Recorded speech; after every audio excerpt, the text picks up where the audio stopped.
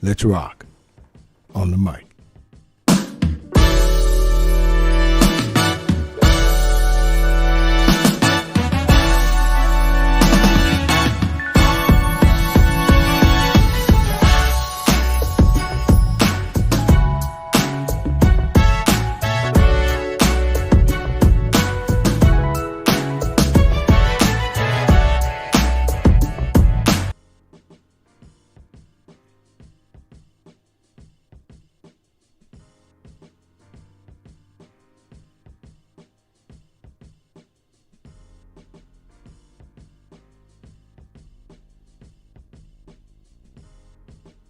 Give me a sentence. What is the sentence theme? Once I told him about his, respectfully and in an email, about his lack of leadership and the fact that he wanted to do things with grants that were impossible. And I kept telling him, like, we can't do that, and questioning stuff. He would take me off projects, tell people I wasn't doing what I was supposed to because I questioned him. Because I understood, I helped write that grant. I knew what was in that grant. He told everybody in front of Crystal, Deontay, everybody, we're going to get MacBooks, we're going to do that, we're going to get swag, we're going to use it for travel. I said, you cannot do that. It's a very, very specific grant. Took me off. I questioned Junior DA. There's kids in there from out of the county, all this.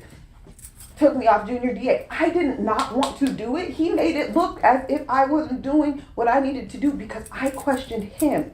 Because I knew for a fact Mr. Cuffey respectfully did not know what he was doing. Period. So I respect that is your assessment.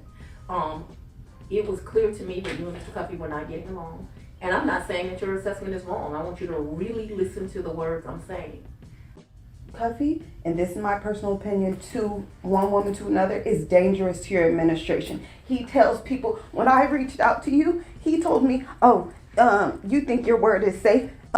Exactly when you reached out to Miss Willis, she called me and told me, she tell me everything. So once you reach out to her, she's going to reach up back out to me. So I didn't even go to HR because he put Dexter's name on my PDP, and I didn't even feel safe going to anybody. Can I tell you something? Mm-hmm. I have 3 supervisors that have failed in this field. What's interesting to me, because I'm in a learning curve too, they each pretend to have a relationship with me that they do not have. Mm-hmm. I guess that's an intimidation tactic. Mm-hmm. I'm sorry that you felt that way, but Dexter certainly don't have no relationship with Michael Cuffey. You were safe to go those places. What's up, everybody? And you are listening to the best of the Media Mike Radio Show. I am your host, the Media Mike Speaks, sponsored by New Justice Media, where we are the voice of the everyday citizen. The time is now 48 minutes past the hour here in the Lone Star State. So let's get to it before it is too late. All right, good people. If things couldn't get any worse for Fani Willis and her administration, it just got 10 times worse. It just got real. If Fani Willis is wishing this was all a nightmare, I don't blame her. And it's interesting how things are unfolding, if you think about it. All the things she's done is all come out. You know how things happen in threes, deceased people or bad news, good news. And it's just one hit after the other. So here we have the whistleblower. As you heard, the leaked audio. I guess Miss Willis didn't understand there's a thing called technology today. Back in the day, people had those little recorders they would bring in. And now we don't need those anymore. We have cell phones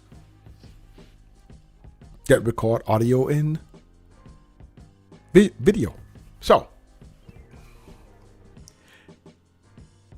Willis, once again, Fani, whatever the name is facing fresh allegations of abdicating her responsibilities after a newly surfaced audio recording revealed a whistleblower privately warned her in November of 2021 that her top campaign aide was attempting to misuse federal funds according to the Washington Free Beacon.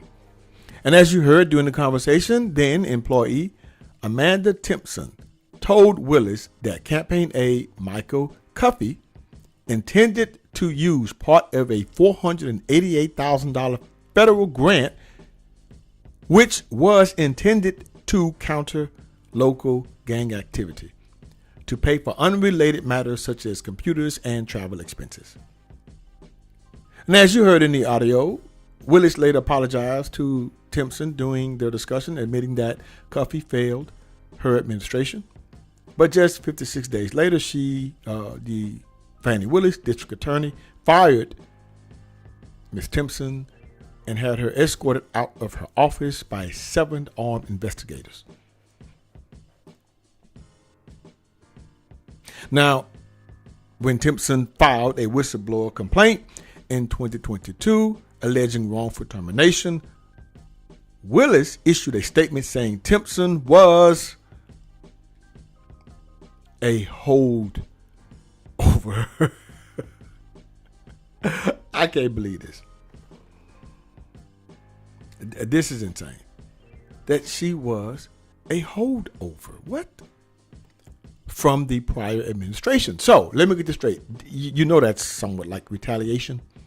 It is a holdover. So what you're saying is, Miss Willis, you didn't trust her anyway.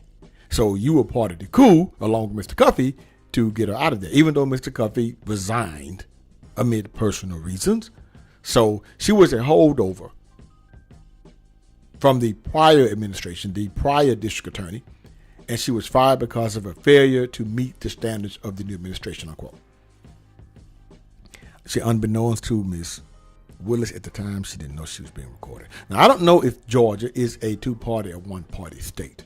What I mean by that is that if you're a two-party state, then you need permission from the other party that you are recording. If you are a one-party state, such as Texas, you do not need that said permission.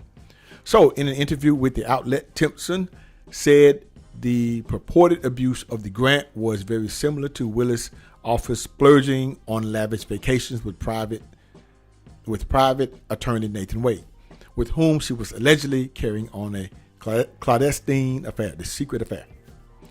Now, Ms. Timpson goes on to quote, "My case and Nathan Wade's case are very similar when you break them down in point by point." Timpson told the outlet, "Ethical violations, abuse of power, and the misuse of county, state, and federal funds," unquote. Wow. Willis has dismissed allegations. Fani says this is not true, that Timpson's was wrongfully terminated, with an office spokeswoman saying in August 2022 statement Timpson was a holdover from former Fulton County District Attorney. Wow. Well, here's the thing. So, being that she used to work for the former District Attorney Paul Howard, she's saying her supervisors found her performance inadequate. Oh, it came out then. And hey, did this happen after she blew the whistle? We're talking retaliation. Now, Mr. Cuffey, the alleged culprit, who was assisting Ms. Timpson, who actually wrote the grant, told the Free Beacon that he had discussed purchasing computers, but not with any of the Justice Department's grant funding. Now, he goes on to quote, "This is just a money grab for Timpson," adding that he left Willis' office for personal reasons, as I told you, in December of 21. And he says she can do what she needs to do, unquote. Okay, yeah. Since you know you had to go because you were busted, pretty much. But Timpson's crusade against grant abuse predated Cuffey's cash grab. That's what I'm saying. As she also blew the whistle on federal funds meant for a junior district attorney program set up for Atlanta middle schoolers being provided to students outside Georgia.